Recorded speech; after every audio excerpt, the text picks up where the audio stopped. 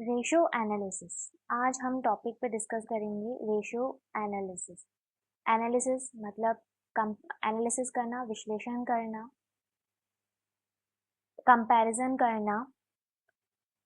आपने ये जो टॉपिक है कई बार देखा होगा, 11th में तो स्टार्ट हो जाता है, 12th में भी ये आता है, यहाँ तक बीकॉम, एमकॉम और हायर एजुकेशन में भी ये रेशियो एनालिसिस टॉपिक हमेशा आपको मिल जाएगा।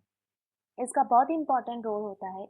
अगर इसे हम पहले इसका फंडामेंटल समझ लेंगे तो हमें इतना टफ नहीं लगेगा, क्योंकि मैंने फील किया है, काफ़ी मेरे सारे फ्रेंड्स ने रिक्वेस्ट करी कि तू एक बार रेशियो एनालिसिस हमें समझा दे, क्योंकि उन्हें मेन प्रॉब्लम ये होती है इसमें फॉर्मूले। वो फॉर्मूले कंफ्यूज हो जाते हैं कि इतने सारे फॉर्मूले पहले तो हम याद कैसे करें, तो इसका कैलकुलेशंस, किसी का परसेंटेज, किसी का टाइम, हमें समझ नहीं आ रहा है कि हम ऐसे क्यों निकाल रहे हैं। तो फिर मैंने उन सब चीज़ों को ध्यान में रखकर बहुत कोशिश करी कि मैं इसे जितना ज़्यादा सिंपल करके मैं आपको एक्सप्लेन कर सकूं। सिंपल अगर हम एक बात करें, मार्कशीट, आपने देखा हम हमारे मार्क्स कैसे आते हैं, उसमें मैक्सिमम मार्क्स मेंटेन होते हैं 100।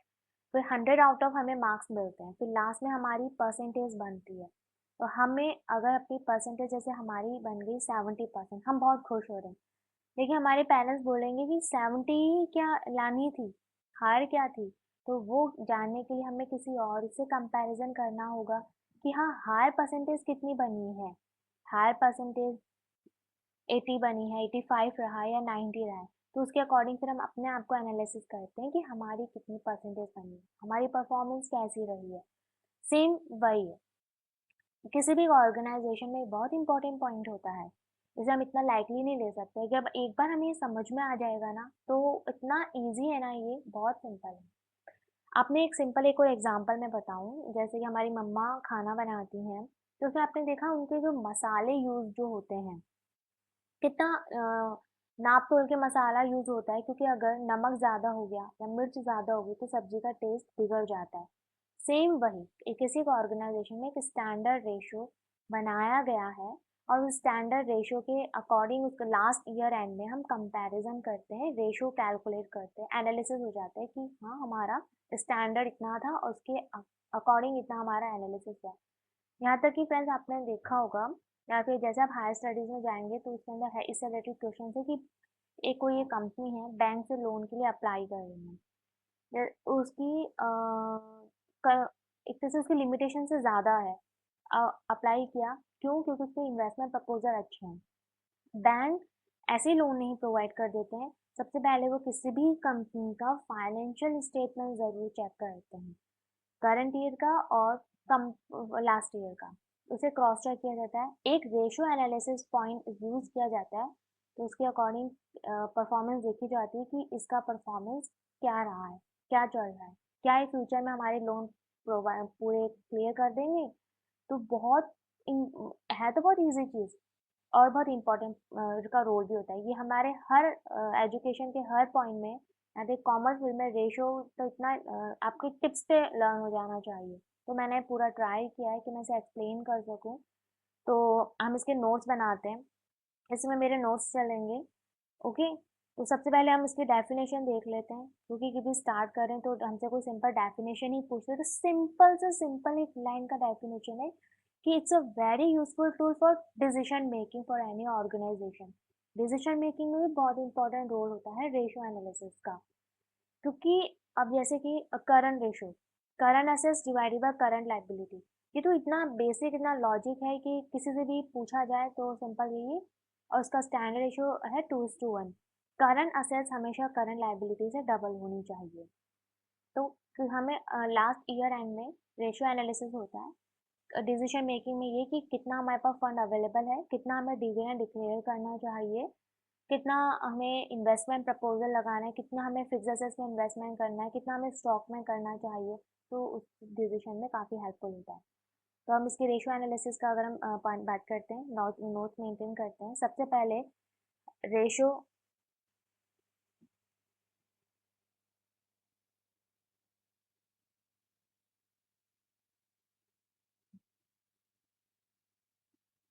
Ratio analysis is N important and powerful technique और method. टेक्निक और मेथड, एक टेक्निक है और मेथड्स में काफी सारे मेथड्स हैं. Generally used for analysis of and financial statement. Financial statement पता है आप लोग को, ट्रेडिंग, P&L और बैलेंस शीट. तो किसी भी कंपनी का लास्ट इसका स्टेटस फाइनेंशियल स्टेटमेंट है. तो फाइनेंशियल स्टेटमेंट को ही बेस लेकर के cash flow statement, ratio analysis statement, income statement बनाए जाते हैं. तो ratio analysis is an important and powerful technique और method generally used for analysis of an financial statement. Ratio are used for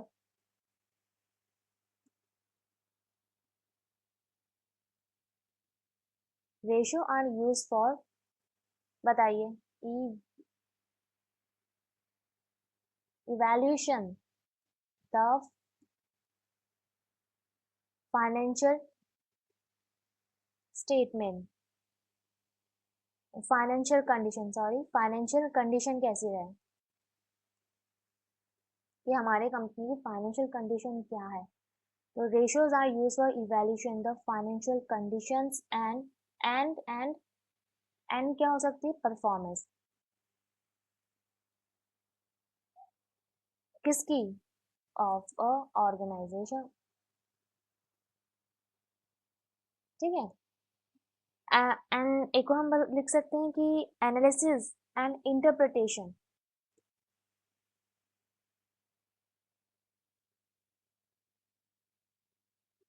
analysis and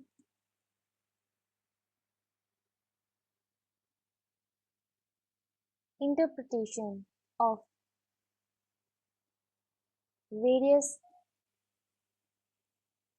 accounting ratio gives a better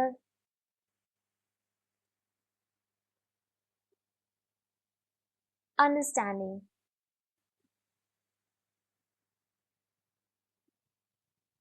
of financial condition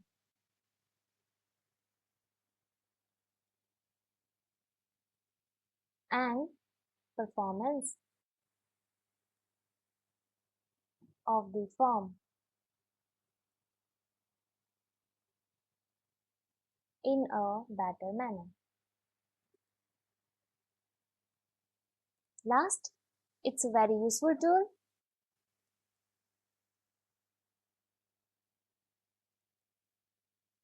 It's a very useful tool for decision making.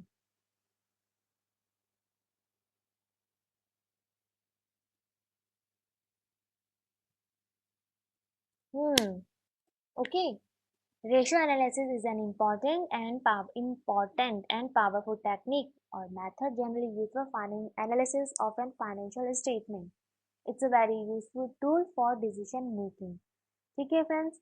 तो it's very useful for decision making. तो main जैसे कि decision making में भी जैसे कि simple percentage का ना डिसीजन लेने में कि हाँ वो उसने ज़्यादा अच्छा स्कोर किया है, मतलब 90%, 70%. तो डिसीजन मेकिंग में पता चल जाता है कि हाँ मुझे इतनी परसेंटेज आनी थी या मेरा कितना लेवल रहा, मुझे नेक्स्ट टाइम और मेहनत करनी है, मुझे इतनी परसेंटेज तो लानी है. ऑर्गेनाइजेशन में भी होता है कि हाँ अब इस ईयर हमारा इतना रहा है तो हमें नेक्स्ट ईयर इम्प्रूव करना है. ओके. तो इम्प्रूवमेंट का कैसे पता चलेगा, जब हम लास्ट अपना स्टेटमेंट देखते हैं, लास्ट हमारी परफॉर्मेंस देखते हैं कि कैसा रहा है. ठीक है. तो ये हमारा रेशियो एनालिसिस का डेफिनेशन है, सिंपल.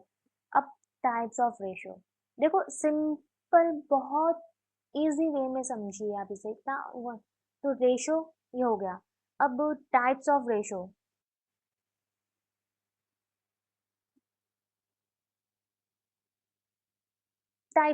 देखते हैं. ज्यादा इतने सारे नहीं होते. सिंपल एक तो होता है लिक्विडिटी रेशियो.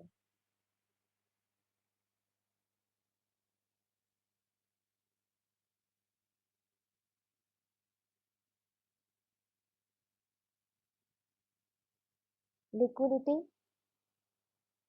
रेशियो, जिसे हम लिक्विडिटी आपको पता है क्या होता है, तरलता, लिक्विड। किसी भी ऑर्गेनाइजेशन में लिक्विड भी होना चाहिए, तो हम किसी भी कंपनी में लिक्विडिटी कितनी अवेलेबिलिटी है, जैसे कैश, डेटर्स, जो फटाफट से कैश में कन्वर्ट हो जाता है। Liquidity ratio, SHOR, short term, short term solvency ratio.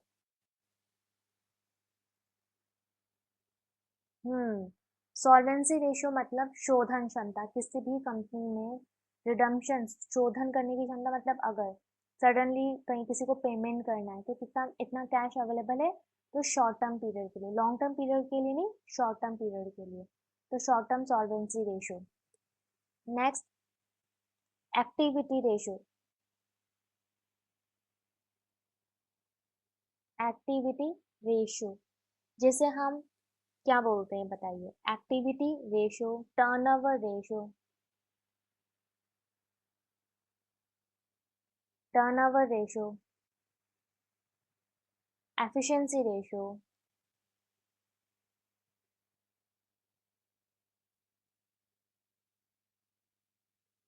या एक और कैपेसिटी, इसे किसी भी नाम से बोल सकते हैं।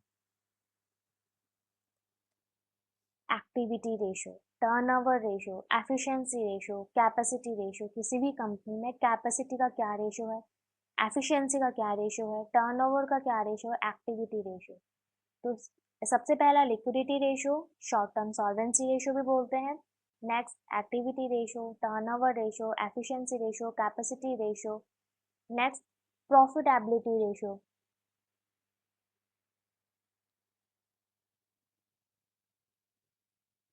प्रॉफिटेबिलिटी रेशियो की किसी भी ऑर्गेनाइजेशन में प्रॉफिट एबिलिटी रेशियो कितना है, okay. Profit ability ratio bracket में लिख देते हैं, बेस्ड ऑन, ये दो चीजों पे प्रॉफिट एबिलिटी रेशियो दो चीजों पे बेस्ड होता है, एक तो based on sales and based on, बताइए, capital, based on sales and based on capital. जो हम प्रॉफिट एबिलिटी रेशियो, सेल्स होगा, हमारा सेल्स हुआ तो लॉस पे हुआ, प्रॉफिट हुआ तो उस बेस पे प्रॉफिट एबिलिटी रेशियो, हमने ऑर्गेनाइजेशन में कितनी कैपिटल इन्वेस्टमेंट करी उस पे, उस बेस पर profitability ratio. Then last, investment analysis ratio, ऐसे हम एक को बोल सकते हैं, बताइए। देखो, इन्वेस्टमेंट एनालिसिस रेशियो, इन्वेस्टमेंट कहाँ किया जाता है, मार्केट में, MARKET, मार्केट टेस्ट रेशियो, आया समझ में, कितना सिंपल है ना। अब बस इसके सब डिवाइडेड रेशियो, तो ये चार टाइप्स ऑफ रेशियो है। लिक्विडिटी रेशियो, किसी भी ऑर्गेनाइजेशन में लिक्विडिटी कितनी अवेलेबल है, activity ratio, turnover ratio, efficiency ratio क्या है, कैपेसिटी रेशियो क्या है, profitability ratio based on sales और बेस्ड ऑन कैपिटल, कि उनका सेल्स कैसे हो रहा है तो उसके अकॉर्डिंग प्रॉफिट भी होता है, कितना उन्होंने कैपिटल इन्वेस्टमेंट किया है। और investment analysis ratio, investment analysis एक सिंपल सा हल्का सा मैं आपको एग्जांपल बता दूं, जैसे EPS, अर्निंग प्राइस पर शेयर, कि किसी भी ऑर्गेनाइजेशन की अर्निंग कैसी है, अर्निंग हमेशा शेयर पर डिपेंड होती है, तो वह investment analysis ratio, market test ratio में ये चीज इंपॉर्टेंट होती है। तो ये तो हो गए हमारे टाइप्स ऑफ रेशियो। अब कुछ इम्पोर्टेंट हम बताते हैं, ये आपने देखा होगा, मैं बताती हूँ। सेल्स, ध्यान आ रहा होगा अगर आपने थोड़ा सा पढ़ा होगा, वैसे कोई दिक्कत नहीं है, हम इसके अंदर सब रिवीजन करेंगे रेशियो एनालिसिस का टॉपिक में। सेल्स, जब भी हमारा गुड्स सेल होता है तो दो चीज इंपॉर्टेंट होती है, जितना हमने खरीदा मतलब वो हमारी क्या हुई, कॉस्ट, कॉस्ट में क्या ऐड होगा, प्रॉफिट, तभी जाके हम सेल करेंगे, सिंपल बात है ना। भाई हम ऐसे जितने में हम खरीद के लेकर आए उतनी में ही हम सेल नहीं करते हैं, ठीक है। Sales equals to cost plus profit.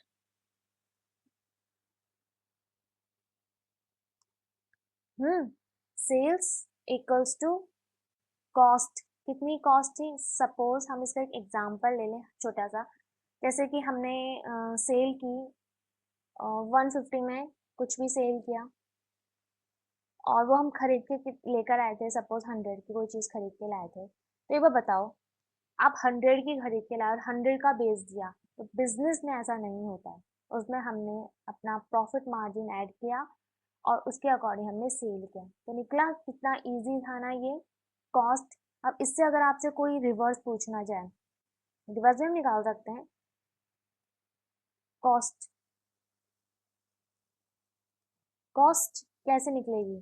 किसी भी चीज़ की कॉस्ट आपको निकालनी है, कॉस्ट इक्वल्स टू जितने में आपने माल बेचा उसमें से प्रॉफिट लेस कर दो, गुड्स सेल हुआ।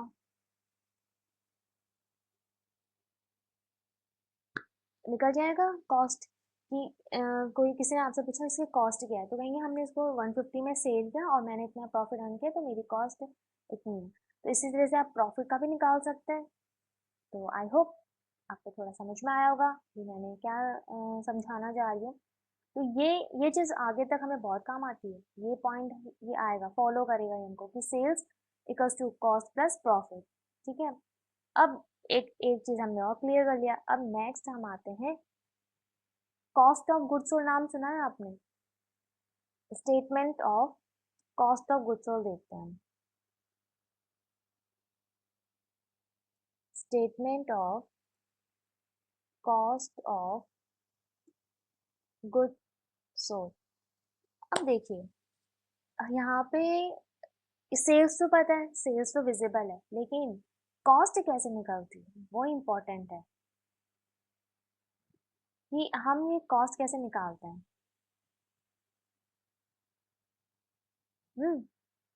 Statement cost of goods sold की आखिर कॉस्ट निकलती कैसे है। एक सेकंड, मेरा कलर फॉलो कर रहा है, मैं इसको हटा देती हूँ। ठीक है, अच्छी देखिए, statement of cost of goods sold की कॉस्ट कैसे निकलती है। आपको वजह यार कॉस्ट हम कैसे निकाले? हम दुकान गए, हमने 100 रुपए की कोई चीज़ खरीदी बस और आ गए घर।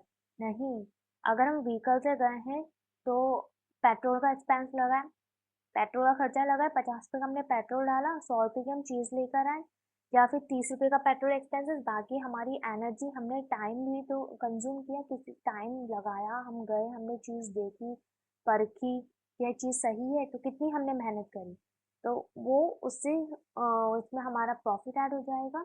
इतना जैसे कि हम 10% 15% प्रॉफिट मार्जिन लेकर चलते हैं और उतना फिर हम सेल्स कर देते हैं। अब कॉस्ट ऑफ गुड्स सोल्ड ये हमें ये भी हमारा आगे तक फॉलो करता है, तो इसको हम अच्छे से समझ लेते हैं ताकि हमें ज़्यादा दिक्कत नहीं आएगी। तो हम स्टेटमेंट देखते हैं। तो सबसे पहले अब हर चीज़, अगर हमें कोई चीज़ बनानी है तो सबसे पहले हमें क्या चीज़ चाहिए होगा बताइए? Raw material.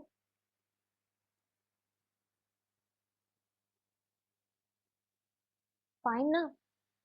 जैसे कि हम रोटियां बना रहे हैं मम्मी वगैरह, तो रोटियां के लिए आटा चाहिए, सब्जी बनाने के लिए सब्जियां चाहिए, तो वही रॉ मटेरियल, कच्चा माल, कच्चा गुड्स, तो हमें वो चाहिए होता है।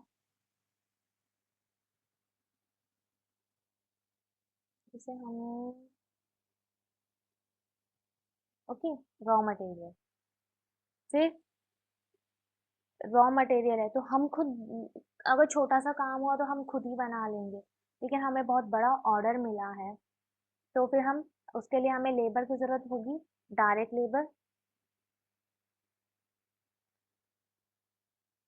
अच्छा ये सब बताइए, ये जो हम जो रॉ मटेरियल, ये क्या फ्री ऑफ कॉस्ट लेकर आ रहे हैं क्या? नहीं ना, हम इसका पे कर रहे हैं। तो हम ये सब पे करते हैं ना, तो इसका जो भी कॉस्ट होता है ना, वो हम जब सेल करते हैं ना तो उसमें सब एडजस्टमेंट करना पड़ता है हमें, तभी जाके तो हम प्रॉफिट मार्जिन करते हैं। ठीक है, डायरेक्ट लेबर, क्योंकि हम खुद उठ के बैठेंगे तो हमें सारे कॉस्ट देखने हैं कि भाई मैंने जो गुड्स बनाया है, प्रिपेयर किया है, तो उसमें मेरी क्या क्या कॉस्ट आई है। एक तो रॉ मटेरियल में लेके आया, मैंने माल बनवाया, डायरेक्ट लेबर, और इनडायरेक्ट लेबर, दो वर्ड आपने हमेशा सुने होंगे।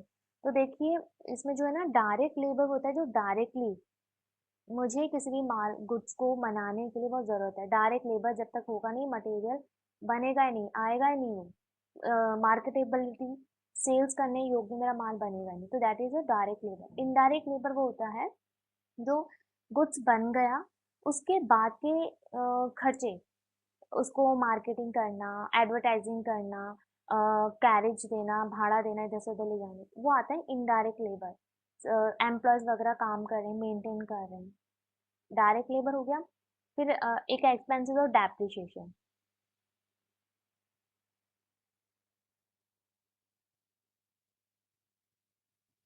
डेप्रिसिएशन, असेट्स हमने कुछ खरीदी होगी, जैसे जैसे हम उसको यूज कर रहे हैं वो असेट्स की वैल्यू भी तो डाउन हो रही है ना, तो डेप्रिसिएशन होगा। और क्या हो सकते हैं, और कुछ भी, अदर, अदर मैन्युफैक्चरिंग एक्सपेंसेस। ठीक है फ्रेंड्स, कुछ मैन्युफैक्चरिंग एक्सपेंसेस हो सकते हैं जो डायरेक्टली किसी भी गुड्स को बनाने में बहुत इंपॉर्टेंट रोल अदा कर रहा है। ये सब हमारे खर्च हो गए, raw material, direct labour, depreciation, other manufacturing expenses. तो हमारा अब ये हो गया। अब एक चीज क्या होगी, ऐड हो जाएगा। अब मैं इसका एक एग्जांपल अगर आपके सामने लूँ,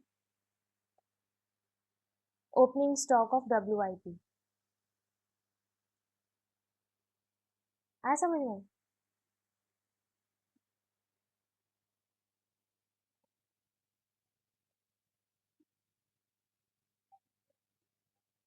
ओपनिंग स्टॉक ऑफ WIP मतलब वर्क इन प्रोग्रेस, कि कुछ मटेरियल मेरे पास रखा हुआ है, जो चीज़ मैं बना रही हूँ उसमें मैं ऐड कर सकती हूँ ना, कोई दिक्कत नहीं है, तो हम उसे कर लेंगे add. Opening stock of WIP, fine. Add हुआ है तो कुछ लेस भी होगा, less closing stock of WIP। ठीक है, तो हमारा क्या निकल जाएगा, दिमाग थोड़ा सा सोचते हैं क्या आएगा। अब हमने रॉ मटेरियल लगा दिया कि हम हमारा 10 रुपये का रॉ मटेरियल यूज हुआ है, 10 रुपये की लेबर, डेप्रिसिएशन इतना हो गया, अदर मैन्युफैक्चरिंग एक्सपेंसेस हो गया। भाई हम अकाउंटिंग के बच्चे हैं, तो अभी हमें हर चीज़ का हिसाब रखना पड़ेगा कि डायरेक्ट मटेरियल का मेरा इतना एक्सपेंस हुआ है, labour, depreciation, other manufacturing expenses इतना हो गया है। ओपनिंग स्टॉक ऑफ WIP मैंने इतना ऐड कर लिया है, और क्लोजिंग स्टॉक ऑफ WIP इतना था, वो मैंने लेस कर लिया। तो नेट हमारे पास क्या अवेलेबल हो जाएगा,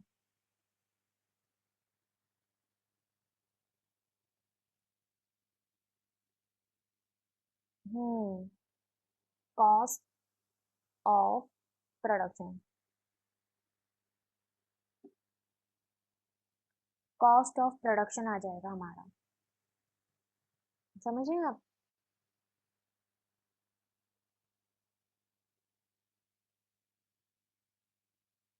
ठीक है, कॉस्ट ऑफ प्रोडक्शन। तो हमने इन सब चीज़ों का किया, raw material, direct labour, depreciation, manufacturing expenses, opening stock add हो गया WIP, और क्लोजिंग स्टॉक और हमने यहाँ पे WIP इसलिए लिया क्योंकि अभी यहाँ पे मटेरियल हमारा बन रहा है, वर्क इन प्रोग्रेस में, बना नहीं है, रेडी नहीं हुआ है। अब ये हमारा यहाँ तक प्रोसेस होकर के, अब हमारा कॉस्ट ऑफ प्रोडक्शन, कि इतना हमने जो प्रोडक्शन किया ना, अब तक का हमारा कॉस्ट ऑफ प्रोडक्शन इतना हुआ है। अब इसके बाद, कॉस्ट ऑफ प्रोडक्शन के बाद add opening opening stock of finish goods, हम ये ऐड हो जाए, ऐड कर देंगे opening stock of finish goods, और लेस हो जाएगा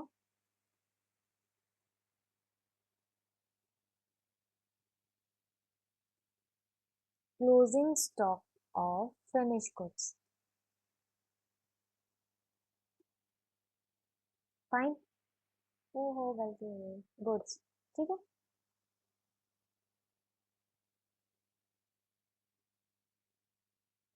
opening stock of finish goods, finish goods मतलब फिनिश गुड जो फाइनली डन हो गया है, मैन्युफैक्चर हो गया है, मार्केटेबल है, अब फिनिश गुड बनकर ये स्टोर में चला जाएगा। तो opening stock of finish goods add हो जाएगा, closing stock of finish goods less हो जाएगा, किस cost of production less, then finally हमारे पास जो चीज हमें चाहिए वो अवेलेबल हो जाएगी। कॉस्ट ऑफ गुड सोल्ड, जिसे हम शॉर्ट में COGS भी बोलते हैं। फाइन, ये हमारे पास आ गया कॉस्ट ऑफ गुड्स सोल्ड, और जिसे हमने यही करा था statement of cost of goods sold. तो छोटा सा सिंपल सा हमने मैंने आपके सामने दिखाया है, बेसिक यही होता है। तो हमें कॉस्ट ऑफ गुड्स सोल्ड आगे काम आएगा, तो कैसे cost of goods sold calculate होता है तो वो मुझे आपको बताना था। तो ये हमारा कॉस्ट ऑफ गुड्स सोल्ड आ गया कि हाँ, अब इसके बाद हमारे जो भी एक्सपेंस हो गए, ऑफिस रिलेटेड, एडवर्टाइजिंग, सैलरी देना, सारे खर्चे होकर के फाइनली हम माल को क्या, गुड्स को क्या करेंगे, सेल करेंगे। ठीक है, तो हमारा सबसे पहले statement of cost of goods sold बन गया। अब हमारा लास्ट एक स्टेटमेंट और बनाना है।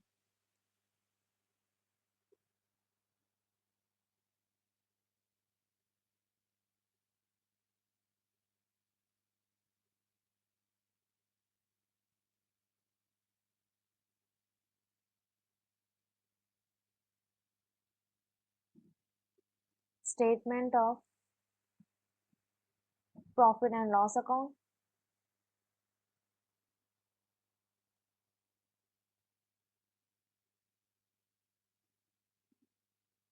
या फिर हम इसे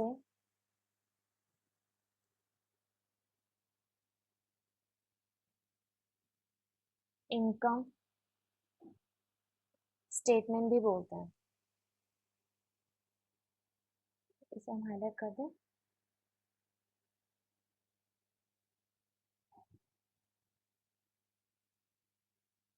ठीक है, इनकम स्टेटमेंट। अब इनकम, ये हमारी कॉस्ट हो गई। अब profit and loss account, income statement.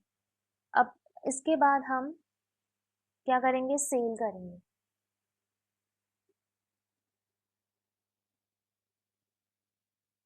Net cell, net cell क्यों लिखा बताते हैं। सेल्स माइनस सेल्स रिटर्न, कई बार हमारा सेल्स रिटर्न भी होकर आ जाता है। तो फिर नेक्स्ट हमारा फाइनल क्या आ जाएगा, सेल्स, नेट सेल्स। फाइन, तो नेट सेल्स आ गया, sales minus sales return, net sales. ठीक है, अब सेल्स सिंपल सी चीज है, हम मैंने यहाँ पे आपको बताया था sales equals to cost plus profit. तो कॉस्ट, ये जो हमने कॉस्ट ऑफ गुड्स सोल्ड जो कैलकुलेट किया ना, वो सेल्स में से क्या हो जाएगा, less.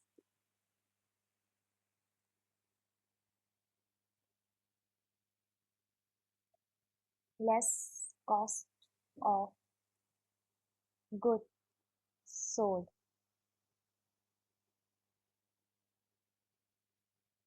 Cost of good sold हमारा लेस हो जाएगा।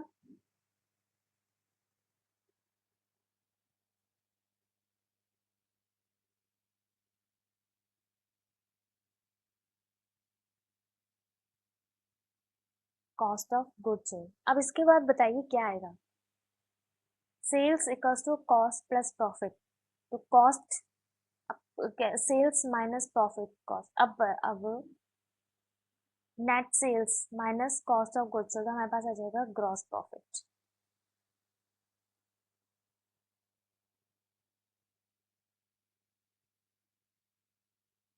Gross profit,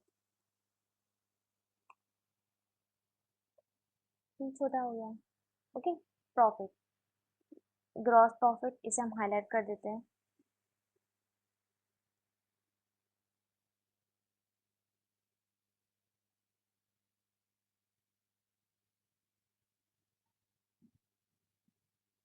fine, gross profit. अब मेन अब हमारे एक्सपेंस, नेट सेल्स हुआ। अब सेल्स ऐसे ही नहीं हो जाता, काफ़ी लोगों के साथ मिलकर टीम में होता है, तो सैलरी भी पे करनी होती है, एडवर्टाइजिंग एक्सपेंसेस होते हैं, एडमिनिस्ट्रेशन एक्सपेंस। तो net sales minus cost of good sold equals to gross profit आ गया। अब देन लेस करेंगे हम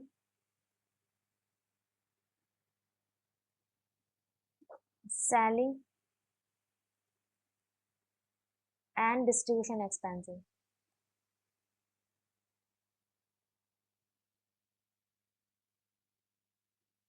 सेलिंग एंड डिस्ट्रीब्यूशन एक्सपेंसेस, ठीक है। सेलिंग एंड डिस्ट्रीब्यूशन एक्सपेंसेस, और एक और होता है office and administration expenses.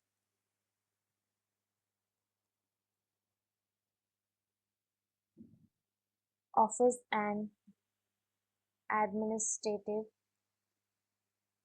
Expenses,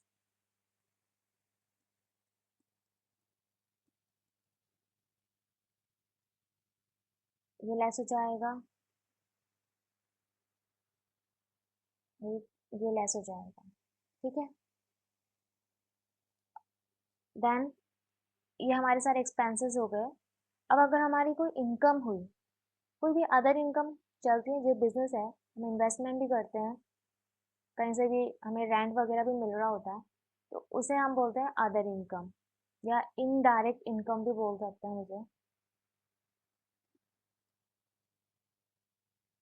other income. Other income का मैं एग्जांपल बता देती हूँ कि क्या क्या हो सकते हैं। रेंट, कि ऑर्गेनाइजेशन में किसी को रेंट पे दे सकता है। डिविडेंड, डिविडेंड कैसे हो सकता है, अगर सोचो डिविडेंड, इसी कि हमारी कंपनी ने भी किसी कंपनी के शेयर्स वगैरह खरीदे होंगे, इन्वेस्टमेंट कर रखा होगा, dividend receive, and interest receive,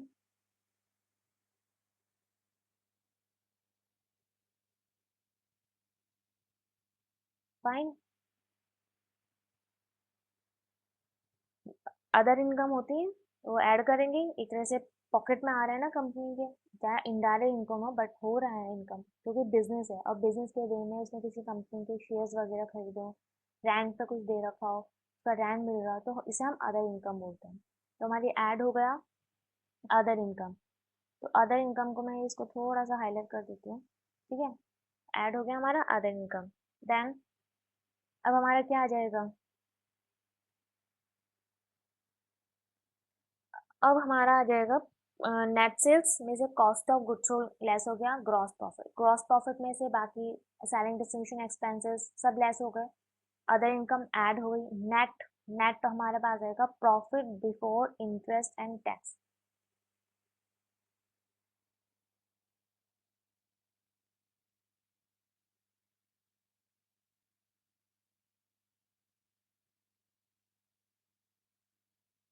profit before interest and tax, जिसे हम earning before interest and tax भी बोलते हैं, ठीक है। Profit before interest and tax, अब इसमें कंपनी को प्रॉफिट हो गया, बट इसमें ना तो भी टैक्स का एडजस्टमेंट हुआ है, ना भी इंटरेस्ट का एडजस्टमेंट हुआ है। तो सबसे पहले हमेशा एक चीज़ ध्यान रखेंगे, जैसे फॉर एग्जांपल कंपनी ने अगर बैंक से लोन वगैरह ले रखा होगा, कंपनी को नेट ये प्रॉफिट हो गया, तो सबसे पहले कंपनी की रिस्पॉन्सिबिलिटी इंटरेस्ट तो पे करना, बैंक का इंटरेस्ट पे करना, या फिर डिविडेंड वगैरह, सॉरी, डिबेंचर्स, डिबेंचर्स वगैरह भी अगर उसने ले रखे होंगे तो डिबेंचर्स होल्डर्स को इंटरेस्ट पे करना। तो सबसे पहले कंपनी को अपने प्रॉफिट में से इंटरेस्ट पे करना होगा, जिस किसी को भी इसे पे करना है। तो हम यहाँ पे लिखेंगे लेस इंटरेस्ट पे, ठीक है। इंटरेस्ट पे करना होगा। सबसे पहली रिस्पॉन्सिबिलिटी यही और सबसे पहले हमें यही करना है, इंटरेस्ट पे। अब हमारे पास जो आएगा प्रॉफिट अवेलेबल वो आएगा profit after interest, but sorry before interest. अब हमारा आ जाएगा profit before tax.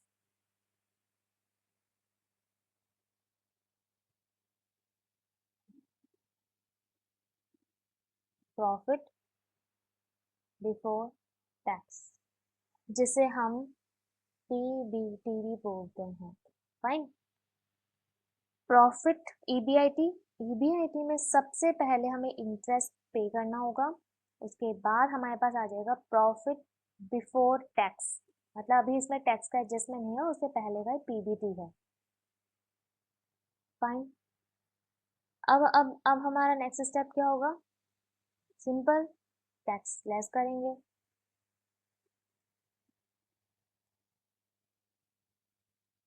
Less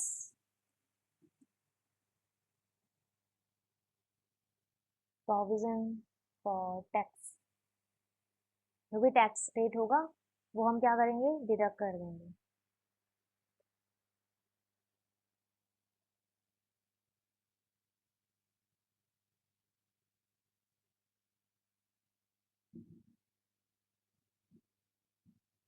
than अब हम कंप्लीट हो रहा है हमारा ईबीआईटी। ईबीआईटी में इंटरेस्ट पे लेस हो जाएगा, तो प्रॉफिट बिफोर टैक्स, बिफोर मतलब अभी तक टैक्स का एडजस्टमेंट है, अब टैक्स का एडजस्टमेंट हो गया है, देन अब हम क्या बोलेंगे,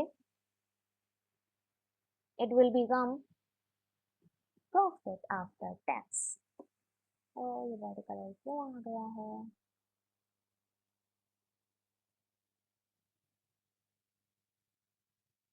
प्रॉफिट आफ्टर टैक्स मतलब पीएटी, प्रॉफिट आफ्टर टैक्स। अब कंपनी के पास ऐसा प्रॉफिट आ गया है, अब देखिए ये यहाँ से अपनी मेन, अब कंपनी को ये चाहिए होता है प्रॉफिट आफ्टर टैक्स, ठीक है। अब प्रॉफिट आफ्टर टैक्स में से सबसे पहले कंपनी की रिस्पॉन्सिबिलिटी होती है, अब पढ़ा होगा इक्विटी शेयर्स, प्रेफरेंशियस। प्रेफरेंशियस का हमेशा देखा होगा आगे एक परसेंटेज फिक्स रहता है, 6% preferences capital.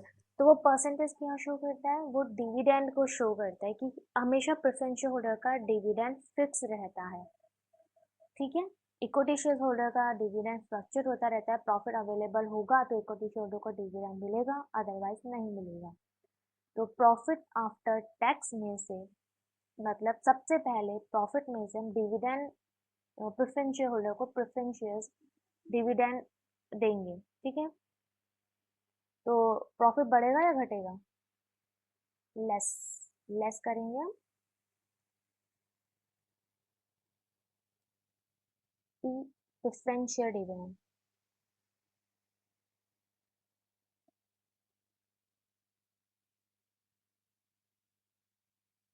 Preference share dividend, preference share holders के जितना फिक्स परसेंटेज से डिविडेंड होता है तो वो हम उनको दे देंगे। प्रेफरेंस शेयर होल्डर को भी डिविडेंड दे दें, जिस जिसको हम देते जाते हैं लेस करते हैं, तो फिर हम नेट निकालते हैं कि अब हमारे पास कितना अवेलेबल है।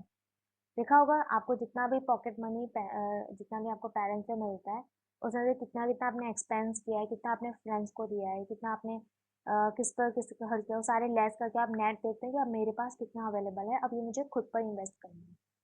तो देन प्रेफरेंशियल डिविडेंड हो गया, लेस हो गया, अब नेट हमारे पास अवेलेबल है EARNING, earning available, earning available for equity share holder. Fine. Equity share holder company के ऑनर होते हैं, ये आपको पता है। इक्विटी शेयर होल्डर को चाहे मिले नहीं मिले बट प्रेफरेंस शेयर होल्डर को डिविडेंड मिलना चाहिए, और डिविडेंड सॉरी डिबेंचर होल्डर को इंटरेस्ट मिलना चाहिए। सबसे पहले डिबेंचर होल्डर को इंटरेस्ट देना चाहिए, क्योंकि डिबेंचर होल्डर्स ने बैंक में कंपनी को लोन प्रोवाइड किया। और बैंक भी हमें लोन प्रोवाइड करती है, डिबेंचर होल्डर्स भी हमें। तो सबसे पहले हमने जो आउटसाइडर्स हैं जिनसे हमने लोन ले रखा है उन सबको पहले क्लियर करेंगे। इक्विटी शेयर प्रेफरेंस शेयर तो क्या हमारे घर के मेंबर जैसे हैं, तो उन्हें हम दे देंगे, लेकिन पहले हम बाहर के लोगों को, पड़ोसियों को निपटा दें, फिर हम चाचा जी मामा जी प्रेफरेंस शेयर डिविडेंड दे देंगे। फिर उसके बाद earnings available for equity share holder, जो इक्विटी शेयर होल्डर कंपनी के जो मेन ऑनर होते हैं अब उनके लिए अवेलेबल है। अब इसमें से भी इक्विटी शेयर होल्डर क्या करते हैं, कुछ परसेंटेज रिटेन कर लेते हैं और कुछ परसेंटेज इन्वेस्ट कर देते हैं। तो ये आगे की बात है। तो इतना सा मैंने आपको वर्बली बताया है। रिटेन आपने देखा हो, रिटेन अर्निंग भी होता है। तो earning available for equity holder पूरा होल्ड नहीं करते। जैसे परसेंटेज का ना कि ये इनका 70-30 का रेशियो रहता है कि 70% हमें इन्वेस्ट करना है और 30% हमें रिटेन करना है। क्योंकि जब ये इन्वेस्ट नहीं करेंगे तो प्रॉफिट कैसे होगा, प्रॉफिट नहीं होगा तो आगे फिर हमें वर्क करना है, डे टू डे एक्सपेंस वगैरह निकालने।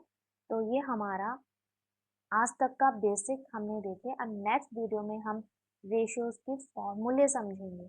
होप सो कि आपको अब तक मैंने जो समझाया है वो समझ में आया हो। अगर कोई प्रॉब्लम हुई तो आप मुझे मेरी वेबसाइट पे क्वेरी कर सकते हैं। And thank you for watching my video. Okay friends, take care, bye. And if you like my video, then please share with your friends and please subscribe.